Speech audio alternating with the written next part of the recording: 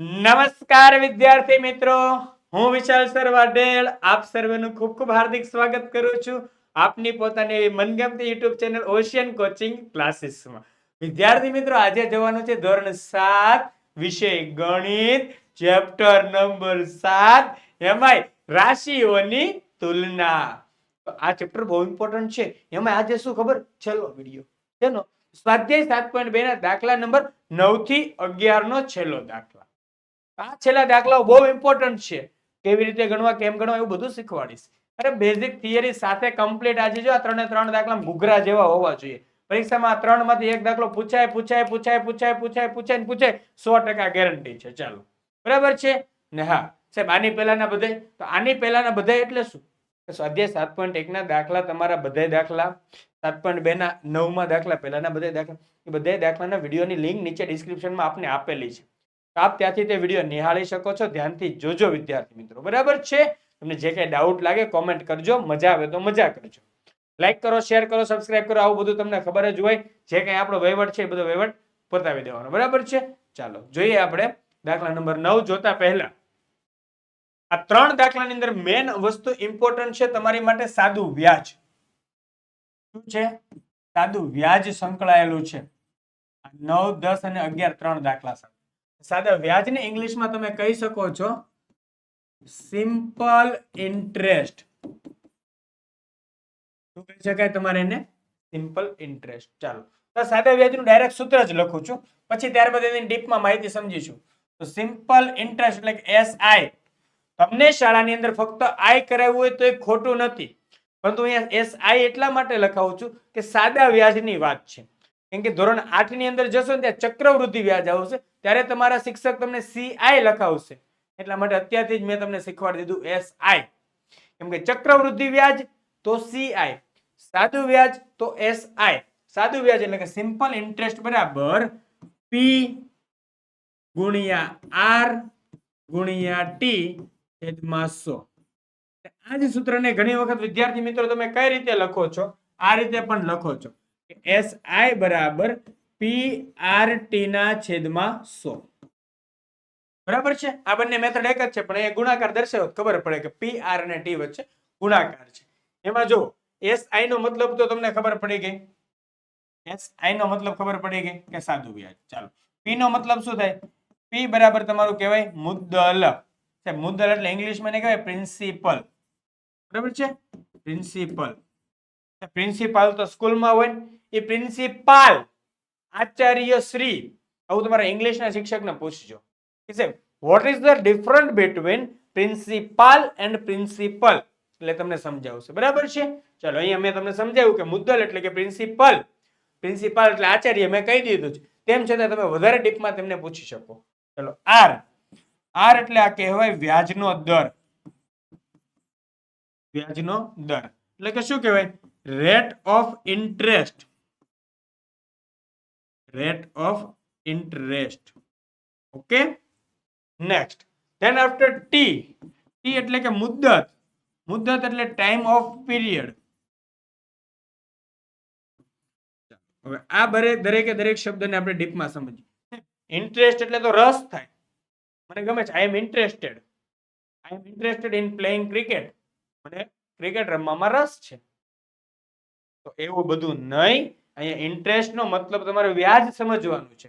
Interest ના બે મતલબ થઈ ગયા તમારી માટે, બરાબર છે? ઇન્ટરેસ્ટ ના બે મતલબ. અત્યારે નાઉન તરીકે ઇન્ટરેસ્ટ વપરાણું, એટલા માટે તેનો યુઝ કે શું કહેવાય? વ્યાજ તરીકે વાપરવાનું, બરાબર છે?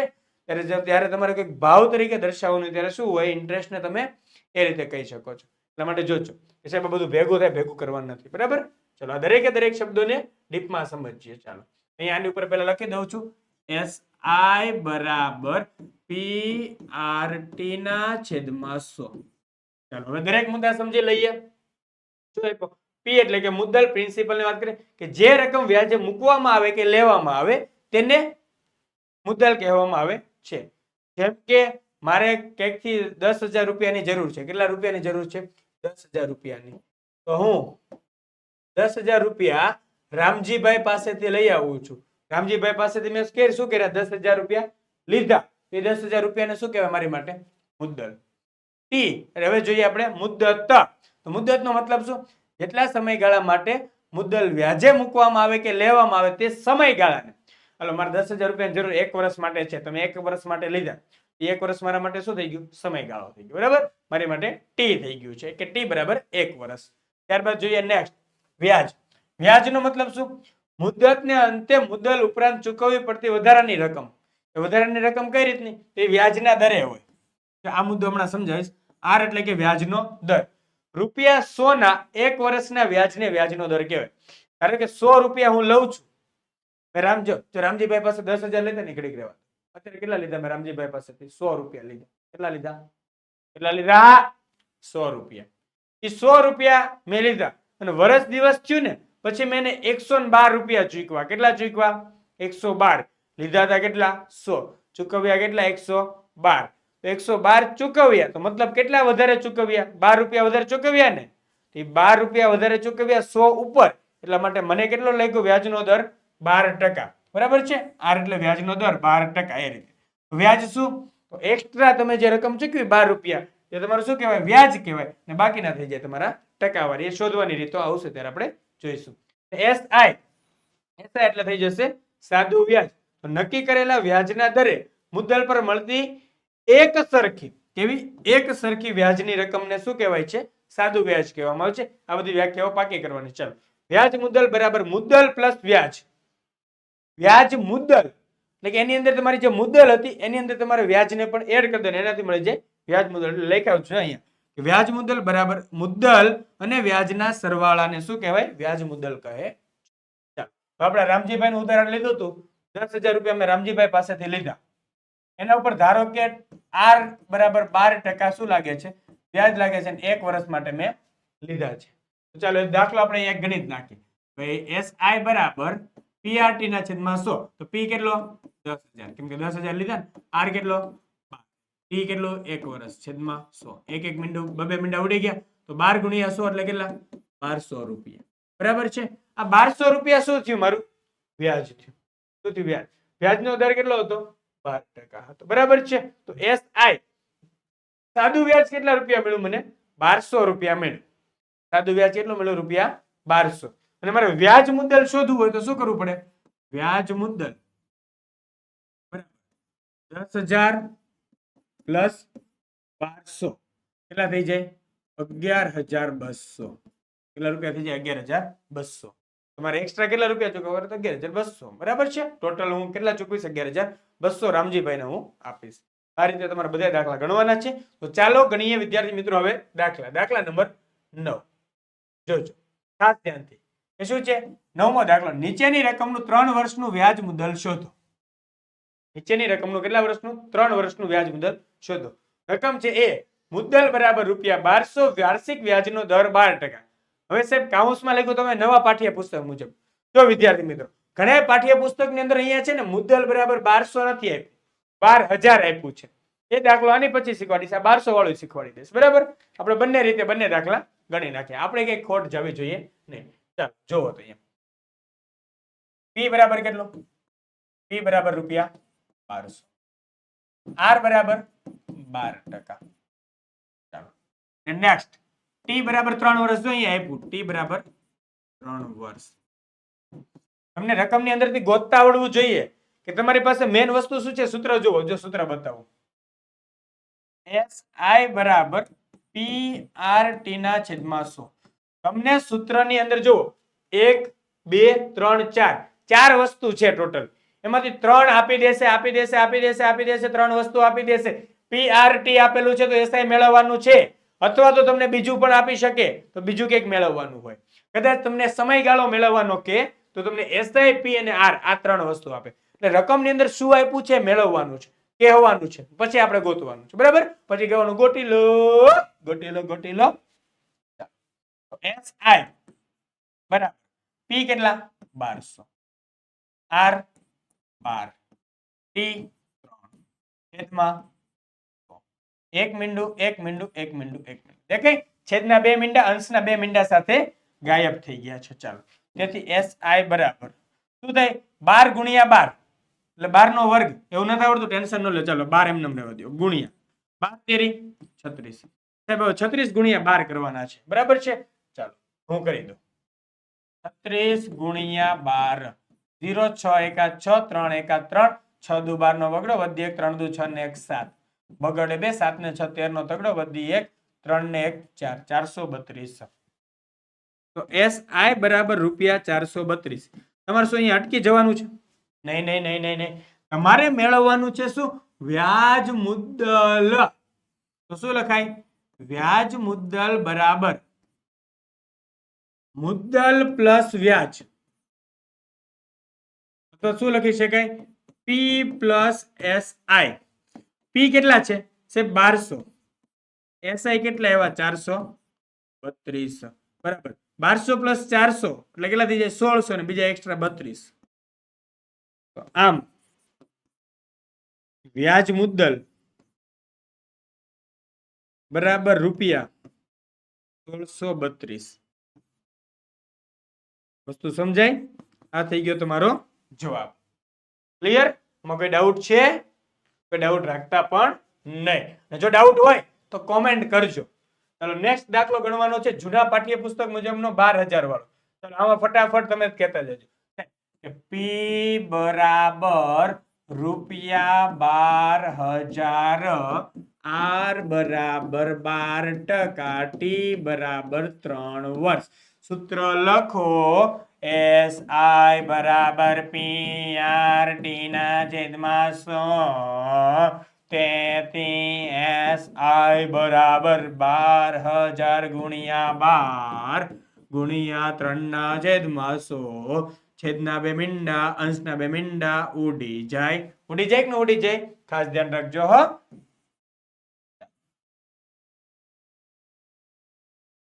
આ રીતના બંને મીંડા ઉડી ગયા. 1 2 1 2.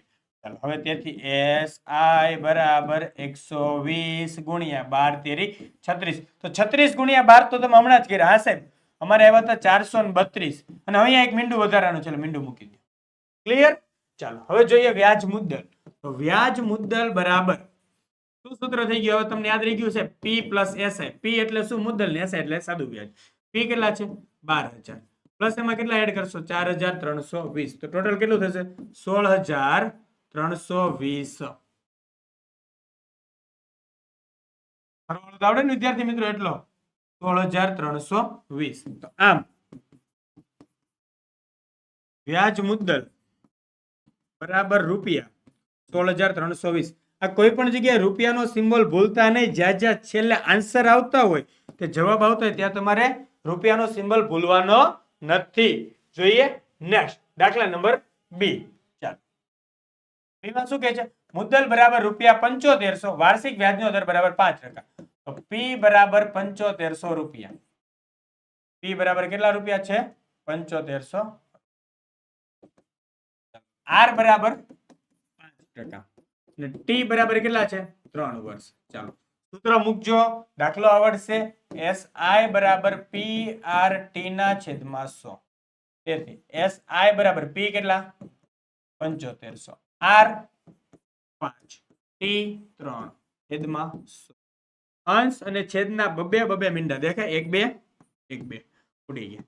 તેથી SI બરાબર 75 ગુણ્યા 5 તેરી 15. તો 75 ગુણ્યા 15 કરશો હવે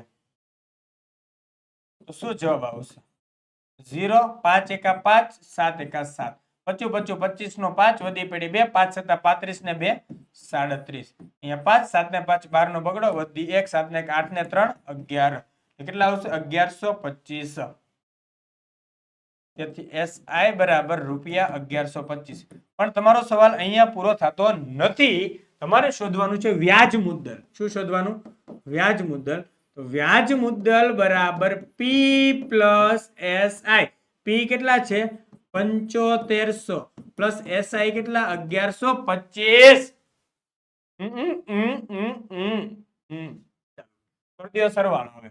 રૂપિયા 505 2 5 ને 1 6 7 ને 1 8 રૂપિયા 8625.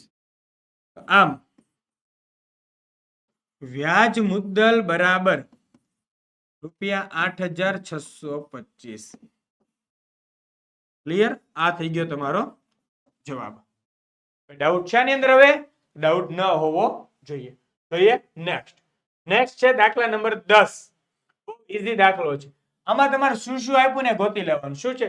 ₹56,000 નું કેટલા ટકા વ્યાજ દરે 2 વર્ષનું વ્યાજ ₹280 થાય. જો તમારે 4 વસ્તુ છે તમારી પાસે. કઈ કઈ છે? એક તો પી, એક છે મારી પાસે આર, એક છે ટી, એક છે એસઆઈ. જે આપ્યું ની લખી નાખો. પી આપ્યો ₹56,000. હાલો, ₹56,000. કેટલા ટકા? ટકા મતલબ વ્યાજનો દર. વ્યાજનો દર એટલે કે આર. આર બરાબર કેટલા ટકા? કેટલા એટલે ગોતવાના. કેટલા એટલે ગોતવાના. કે ગોતી લ્યો કેટલા ટકા. ગોતી લો ટકા ગોતી લો. આર બરાબર કેટલા?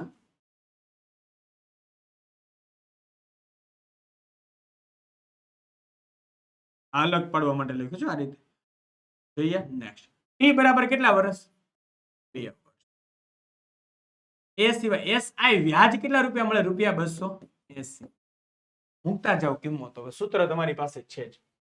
તો આપણને બધાને સૂત્ર તો આખા ગામને આવડે કે એસઆઈ બરાબર પીઆર ડી ના છેદમાં 100. મૂકો કિંમતો. એસઆઈ એટલે 280 બરાબર પી એટલે 56,000 ગુણ્યા R as it is. R તો ગોતવાનો છે. આર આપણો વરાજો છે. વરાજા વગર જાન ન જાય એમ. આર વરાજો છે. વરાજાને ગોતી આવવાનો છે. બરાબર? એટલે તમારી જાન હમણાં ઉપડી જાય. ટી એટલે કેટલા વર્ષ? 2 વર્ષ. છેદમાં 100. તો અહીંથી જો અંશ છેદમાં બબે મીંડી ઉડે. એક મીંડું, બીજું મીંડું, એક મીંડું, બીજું મીંડું ઉડી ગયું. તેથી 280 અહીંયા એમનેમ છે. છેદમાં જો 560 અંશમાં છે, આવી જાય છેદમાં. ગુણ્યા 2 અંશમાં છે, આવી જાય છેદમાં. આર ને લઈ આવો ને. એલા ભાઈ આર વરાજો છે એટલે આર ને એકલાને ચડાવો બગી ઉપર. બગી ઉપર ચડાવો એટલે કરતા બનાવવાનો, ઘોડી ઉપર ચડાવી દેવાની. બરાબર? ચાલો એક મીંડું ઉડી ગયું. એ સિવાય સાહેબ 28 ને 56 ના કઈ રિલેશન? મને ખબર છે 28 દુ 56, પણ તમને નથી ખબર તો ટેન્શન ન લે. 14 નો ઘડિયો તો આવડે ને. 14 દુ 28, 14 ચોક 56. સાહેબ 14 ઉડી ગયા. અહીંથી જોજો અહીંયાના 2 અને અહીંયાના 2 ઉડ્યા. તો વધ્યા કેટલા? 4. અને આખું ગામ લખે કે આર બરાબર 4%. એ હાવ ખોટો છે. હાવ ખોટું છે. શું લખવાનું ત્યાં ખાસ ધ્યાન રાખજો. માથા ને પગમાં જેટલો ફરક છે ને એટલો અંશ છેદમાં ફરક છે. તો 4 ક્યાં વધ્યા છે? છેદમાં વધ્યા. થોડુંક તમને એમ લાગશે કે સાહેબ ગુસ્સે થઈને કે ગુસ્સે નથી. આર તમારા 4 વધ્યા ક્યાં? છેદમાં. જોજો ખાસ ધ્યાન રાખજો. ભૂલ થાય એ બતાવું છું. जब कुछ नया सीखना होता है तब कुछ देखना पड़ता है, वरना भूल होती रहती है. चलो એ નવું તમારે જોવાનું છે કે આર વધ્યા છે છેદમાં 4 છે એટલે લખાય. જો અહીંયા અંશમાં કાઈ નથી, કાઈ એટલે ત્યાં લખો 1/1. છેદમાં વધ્યા કેટલા? 4 એટલે 1/4% કોના બરાબર? આર બરાબર. સમજાણું? તો આમ તમે લખે કે તેથી